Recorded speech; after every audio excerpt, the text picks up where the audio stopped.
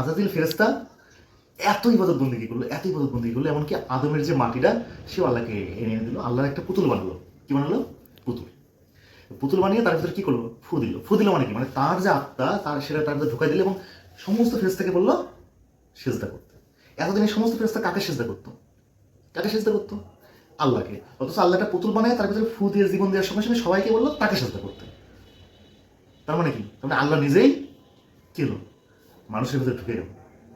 এই জন্য তো এতদিন সবাই আল্লাহকে সেজদা করতে, এখন আদমকে সেজদা করতে বললো। কিন্তু শয়তানের ভিতরে প্রথম যে কাজটা হলো সেটা হচ্ছে কি? হিংসা। কে আসলো? বলো। হিংসা। হ্যাঁ, হিংসা। তাহলে বুঝো হিংসা কতটা খারাপ জিনিস। হাজার হাজার বছর ধরে যে লোকটা এত ইবাদত বন্দেগী করলো, মানে যে ফেরেশতাটা, সে শুধুমাত্র হিংসা করলো আদমকে, যে আদম তো মাটির জিনিস, আমি তো আগুনের তৈরি, আমি কেন ওকে সেজদা করবো? কিন্তু সে বুঝলো না ওর ভিতরেই তো আল্লাহ, এই জন্যই তো সেজদা করতে বলছে আল্লাহ। সে কি করলো? বেশি বুঝলো এবং হিংসা করলো। এই হিংসাতে কি ভয়ানক জিনিস তুমি বুঝতে পারছো? এই মোল্লাদের গল্প দিয়ে তো প্রমাণ করা যায় যে হিংসা কি মারাত্মক জিনিস। সে বুঝলোই না, কারণ তার মাথায় তখন হিংসায় এত পরিপূর্ণ হয়ে গেল, সে বুঝলো না যে আল্লাহ তো সে মাটির পুতুলের ভিতরে নিজে ঢুকে গেল। এটা তার বুঝে আসলো না। ফলে হলো কি? সে হয়ে গেল কি? অভিশপ্ত। তখন আল্লাহ তাকে অভিশাপ দিল যে তুই সারা জীবন মানুষকে কি করবি? তুই মানুষকে দাওয়াত দিবি ভুল পথে, আল্লাহর বিপরীত পথে, আর মানুষ আমার দিকে ফিরে আসবে, কারণ আমি যুগে যুগে মানুষের জন্য আমি আমার বার্তা পাঠাবো। তাহলে একটা জিনিস চিন্তা করো, শয়তান কি আসলে কি অভিশপ্ত হলো? পরীক্ষার হলে আমরা সারা বছর শিখি, আমাদের বইপত্র আসে, আমরা বইপত্র করে শিখি এবং তারপরে লিখি, এবং পরীক্ষক যিনি তিনি কিন্তু আমাদের খুব কড়া পাহারা দিয়ে রাখেন, ঠিক কিনা? রাখে কিনা? তার মানে কি পরীক্ষকটি শয়তান? না, পরীক্ষক তো আমাদের পরীক্ষা যাতে আমরা ভালোভাবে দিয়ে যেন একটু অপরের খাতা দেখলে থাপড় দেয়, তোরটা তুই দেখ, তাই না? শয়তানকে আল্লাহ পরীক্ষক হিসেবে পাঠিয়ে দিল পৃথিবীতে, আর আল্লাহ নিজে মানুষের ভিতরে ঢুকে মানুষকে সৎ পথে চালানোর চিন্তা করলো, এবং শয়তানকে বললো তুই বেটা পারলে মানুষকে অন্য পথে চালাই দেখা, ঠিক কিনা? ঠিক।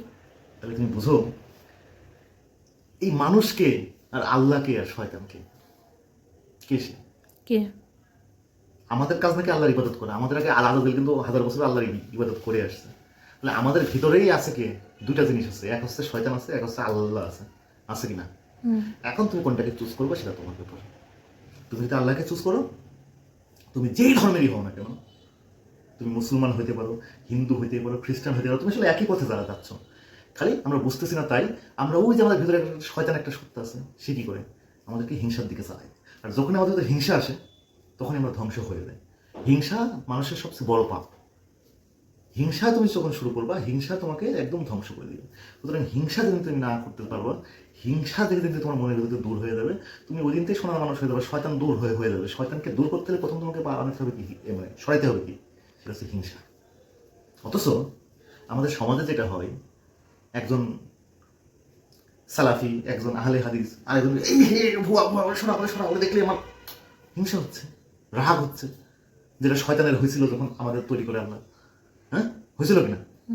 তাহলে তোমার ভিতরে মূল অপরাধ, আদি পাপ যেটাকে বলে, সে আদি পাপ হচ্ছে হিংসা।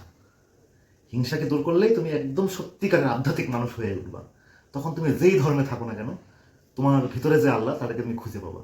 এই জন্য এক দরবেশ কয়ে গেছিল কি, আনাল হক। এর মানে বললে আবার অনেকে রামদানি কোপাইতে আসবে। যাই হোক, আজকে আমরা আলোচনা এই পর্যন্ত রাখি।